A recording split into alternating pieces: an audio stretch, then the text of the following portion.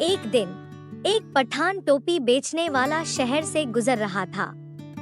उसकी टोकरी रंग बिरंगी टोपियों से भरी हुई थी।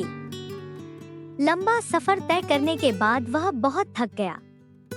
रास्ते में एक बड़ा घना पेड़ देखकर उसने सोचा कि थोड़ी देर आराम कर लिया जाए। उसने अपनी टोकरी नीचे रखी और पेड़ की छाया में लेटकर सो गया। लेकिन उसे नहीं पता था कि उस पेड़ पर शरारती बंदरों का एक झुंड रहता था। बंदरों ने टोकरी में झांका और रंग-बिरंगी टोपियां देखकर बहुत खुश हो गए। वे झटपट नीचे आए, टोकरी से टोपियां निकाली और सबने अपने सिर पर पहन ली।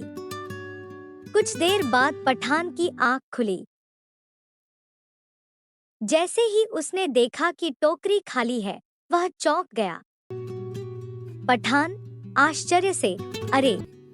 उसने इधर-उधर देखा, लेकिन टोकरी में कुछ भी नहीं था। फिर जैसे ही उसने ऊपर पेड़ की तरफ नजर डाली, तो वहां का नजारा देखकर गुस्से से भर गया। पठान, अरे ओ बदमाश बंदरों! मेरी टोपियां वापस दो। बंदर उसकी भाषा नहीं समझ सके, लेकिन उन्होंने उसकी हरकतों की नकल करनी शुरू कर दी। जब पठान ने गुस्से में मुट्ठी उठाई, तो बंदरों ने भी ऐसा ही किया। जब उसने सिर खुजलाया, तो बंदरों ने भी सिर खुजलाया।